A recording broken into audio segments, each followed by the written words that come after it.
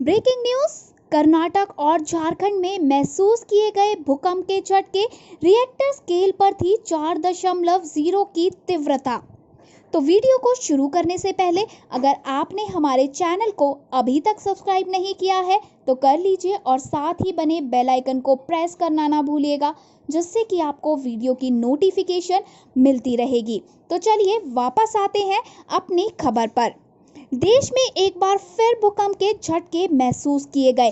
कर्नाटक के हम्पी में आज सुबह 6:55 पर रिएक्टर स्केल पर 4.0 की तीव्रता का भूकंप आया। वहीं इसी समय पर झारखंड के जमशेदपुर में रिएक्टर स्केल पर 4.7 की तीव्रता का भूकंप महसूस किया गया। हालांकि अभी तक किसी तरह के नुकसान की कोई खबर सामने नहीं आई है। तो चलिए आज हम आपको बताते हैं कि आखिर भूकंप क्यों आता है। इसके लिए सबसे पहले जरूरी है धरती की बनावट को समझना। धरती की बनावट को मुख्य रूप से 4 हिस्सों में बांटा जा सकता है: inner core, outer core, metal और क्रस्ट। इसमें से भूकंप का लेना देना सिर्फ क्रस्ट से है, बाकी के 3 हिस्सों का इससे कोई लेना देना नहीं है। क्रस्ट धरती की सबसे ऊपरी परत होती है जो हमें आपको नंगी आंखों से दिखाई देती है। धरती पर मौजूद नदियां, समंदर, पर्वत, पहाड़, पठार सब इसी क्रस्ट का एक हिस्सा है। समंदर के नीचे की जमीन भी इसी क्रस्ट का हिस्सा है। मतलब ये है कि हम और आप जितना सोच सकते हैं इस परत की गहराई उससे कई गुना ज्यादा है। प्लेट टेक्टोनिक थ्योरी के मुताबिक इस क्रस्ट में होती है प्लेट्स जो आपस में जुड़ी होती है। इनको कहते हैं टेक्टोनिक प्लेट्स। संख्या में ये 1 दर्जन से भी ज्यादा होती हैं। ये प्लेट्स महाद्वीपों में है, महासागरों में है और महाद्वीप महासागर जहां मिलते हैं वहां भी है। ये अंदर ही अंदर हिलती डुलती रहती है। अगर ये थोड़ा बहुत हिलती है तो किसी को पता भी नहीं चलता है, लेकिन अगर ये ज़्यादा हिल जाती है तो असर ऊपर तक दिखने लगता है। यही भूकंप होता है। प्लेट्स जहाँ जहाँ जुड़ी होती है वहाँ वहाँ टकराव ज़्यादा होता है और इन्हीं इलाकों में भूकंप ज़्यादा आता है। धरती पर जो भी बड़े बड़े पहाड़ दिख रहे हैं वो सब के सब प्लेट्स के टकराने से ही बने हुए हैं। ये प्लेट्स कभी कभी आमने सामने टकराती है तो कभी ऊपर नीचे टकराती है तो कभी आड़े तिरछे भी टकरा जाती है। और जब भी ये टकराती है भूकंप आ जाता है।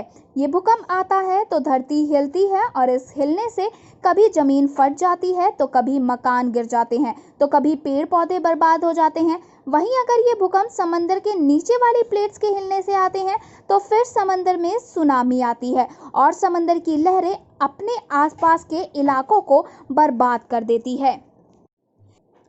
चलिए इसके साथ हम आपको एक और जानकारी दे दें कि दिल्ली एनसीआर में 1.5 महीने में कम से कम 11वीं बार भूकंप आ चुके हैं। और अभी अंतिम भूकंप जो आया था वो राजधानी दिल्ली से सटे नोएडा में बुधवार रात महसूस किया गया था। रिक्टर स्केल पर इस भूकंप की तीव्रता 3.2 बताई जा रही है। मौसम विभाग के मुताबिक भूकंप के ये झटके रात 10:42 पर साउथ ईस्ट नोएडा में महसूस किए गए थे। वहीं लगातार आ रहे भूकंप के पीछे विशेषज्ञों का मानना है कि आने वाले वक्त में ये एनसीआर के लिए बड़े खतरे का संकेत हो सकता है। लोगों को सतर्क रहने की जरूरत है। बताया जा रहा है कि दिल्ली एनसीआर में धरती के अंदर प्लेटों के एक्टिव होने से ऊर्जा निकल रही है, जिससे रह रहकर झटके महसूस हो रहे हैं। पिछले 1.5 महीने में दिल्ली और आसपास का इलाका 11 बार भूकंप से कांप चुका है। इनमें से ज्यादातर भूकंप काफी कम तीव्रता वाले थे और इसलिए इनका झटका ज्यादा महसूस नहीं किया जा सका। हालांकि शुक्रवार यानी कि 29 मई को दिल्ली और आसपास के इलाके में झटका जोर का था, जिसने लोगों को डरा दिया और इसका केंद्र हरियाणा में रोहतक था और रिक्टर स्केल पर इसकी तीव्रता भी 4.5 की नापी गई। इसके साथ ही आपको बताते हैं कि 12 अप्रैल को दिल्ली में सबसे पहला भूकंप महसूस किया गया था, जिसकी रिक्टर स्केल पर 3.5 की तीव्रता थी। और इसके बाद 13 अप्रैल, 16 अप्रैल, 3 मई, 6 मई, 10 मई, 15 मई, 28 मई और 29 मई को भी भूकंप के झटके महसूस किए गए। वहीं metrology vice president Mahesh Palawat ने कहा है कि ऐसे भूकंप से ज़्यादा नुकसान की आशंका नहीं रहती है, इसलिए ये भूकंप दिल्ली में आ रहे हैं क्योंकि यहाँ पर 3 फॉल्ट है, वो पॉइंट ज़्यादा एक्टिव है, इसलिए ऐसा हो रहा है। उन्होंने कहा कि बड़े भूकंप से दिल्ली को बड़ा खतरा है, ये दिल्ली और आसपास के इलाकों के लिए एक चेतावनी भी है।